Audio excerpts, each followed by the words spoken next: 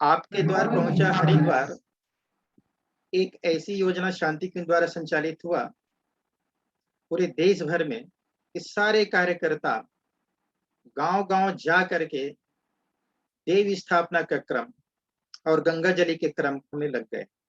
बहुत ही सार्थक रहा, बहुत ही शानदार रहा। अब हम उसके अनुयाज की दिशा में यदि आगे नहीं बढ़े, तो हमारा देव स्थापना का क्रम कितना सार्थक होगा हम नहीं कह सकते। गंगा जली स्थापना का उद्देश्य पूरा नहीं हो पाएगा, ये हम सुनिश्चित रूप से कह सकते हैं। क्योंकि देव स्थापना का उद्देश्य, गंगा जल स्थापना का उद्देश्य मात्र गंगा जल को स्थापना करना नहीं था, मात्र गुरुदेव गायत्री माता के चित्र को स्थापित करने का नहीं था, उसका उद्देश्य कुछ और था। तो संभव है देव स्थापना के समय में बहुत जगहों पर ये उद्देश्य न भी बता पाए हों समय की कमी के कारण में, लेकिन आज आवश्यकता है कि उसके अनुयाज के क्रम में हम उस काम को आगे बढ़ाएं। तो क्या करें? जितने गांव में आप लोगों के माध्यम से देव स्थापना का क्रम हुआ होगा, चाहे बड़े भाइयों के माध्यम से हुआ होगा, तो आप ये निवेदन बड़े भाइयों के बीच भी कर सकते हैं। उतने गांव में कम से कम 5 कुंडी यज्ञ की व्यवस्था बनाएं। प्रत्येक प्रज्ञापीठ को आधार बनाकर 11 गांव को लिया गया था देव स्थापना के लिए। तो उन 11 गांव में 5 कुंडी यज्ञ की श्रृंखला बन सके, ये निवेदन अपने प्रज्ञापीठ के भाइयों से, शक्तिपीठ के भाइयों से, अथवा जिनके माध्यम से वो देवी स्थापना का क्रम पूरा हुआ है, उन भाइयों के साथ आप रखिए। 5 कुंडी यज्ञ के माध्यम से पूरे गांव में एक यज्ञ वातावरण बनाइए। जिन घरों में देवी स्थापना हुआ है, उन 24 घरों के व्यक्तियों को विशेष यजमान बनाइए, उन्हें विशेष भागीदारी करिए। और क्या करेंगे? उसके पश्चात उस यज्ञ में अब उनको बताइए कि देव स्थापना का उद्देश्य क्या था, आपके घर में जो चित्र स्थापित किया गया था उसका उद्देश्य क्या था।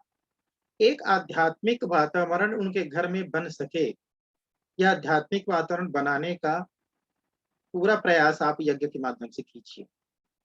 उन्हें बताइए कि गायत्री मंत्र के जप से क्या लाभ मिलता है। उन्हें बताइए कि गायत्री मंत्र के लेखन से क्या लाभ मिलता है। गायत्री मंत्र लेखन हो, चाहे उपासना हो, जप हो, संध्याकालीन आरती हो, चालीसा हो, इस प्रकार से वह घर आध्यात्मिक वातावरण में विकसित हो जाए, ये प्रयास कीजिए। उसके बाद क्या करें? जब तक अच्छा साहित्य उनके घर में नहीं पहुंचेगा, तब तक यह ज्ञान स्थापना अधूरा रहेगा, गंगा स्थापना अधूरा रहेगा।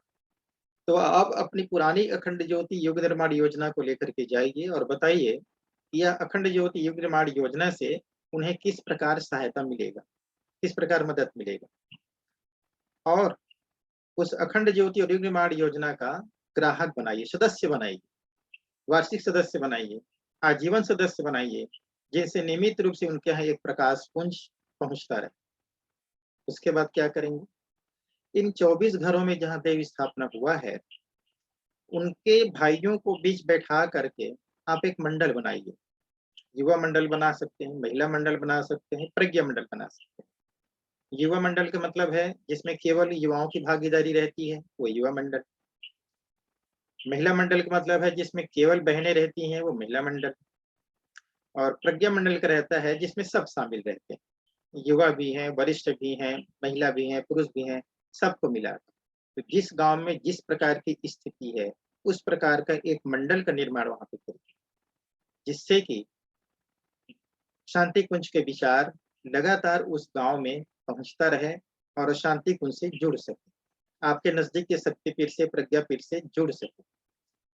आप वहां के जहां जन्म दिवस और विवाह दिवस प्रत्येक घर के सदस्यों का आप लिख के रखिए अपनी डायरी में।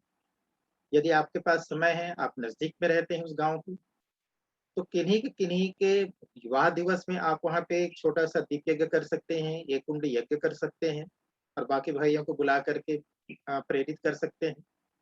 यदि आपके पास समय नहीं है, व्यवस्था नहीं बन पा रही है, तो आप कम से कम अपने शक्तिपीठ के माध्यम से शुभ कामना संदेश तो अवश्य प्रेरित कर दीजिए। और शक्तिपीठ, प्रज्ञापीठ में साप्ताहिक हवन तो निश्चित रूप से होता ही है, दैनिक हवन यदि किसी कारण से न हो पाए तो उन भाइयों के नाम से आहुति अवश्य करवाइए, उनके उज्जवल भविष्य को देखते कामना करते हुए।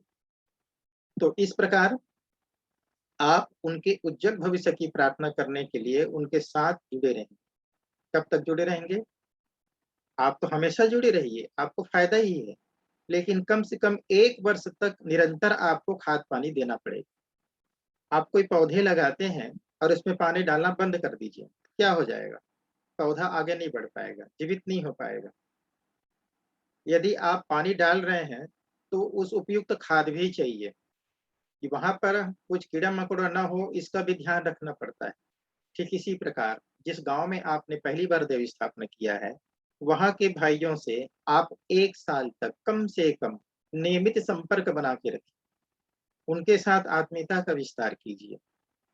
तब जा कर के आपका देव स्थापना का उद्देश्य पूरा हो पाएगा। उन्हें प्रेरित कीजिए। आपको लगता है कि वहाँ पे इस प्रकार के हमारे मंडल बन गए हैं, तो उन्हें 9 दिवसीय जीवन साधना सत्र में शांति कुंज जाने के लिए प्रेरित कीजिए। जिससे एक बार वो गुरुधाम पहुँचे, तो वहाँ के वातावरण में गुरु सत्ता की तप शक्ति से वो निश्चित रूप से प्रेरित होंगे और आगे बढ़ जाएँ। तो इस प्रकार भाइयों, ये दायित्व हमको वहन करना होगा। अपने-अपने स्तर पर जितना संभव हो सकता है, उतना आप अपने बड़े भाइयों से चर्चा करके इस काम को आप ज़रूर करेंगे। इस प्रकार अनुयाच क्रम पूरा हो जाएगा। आज की इस गोष्ठी में बस इतना ही। और कभी इसको चर्चा करेंगे विस्तार से। फिलहाल एक संकेत था, जिस दिशा में हमको आगे बढ़ना है।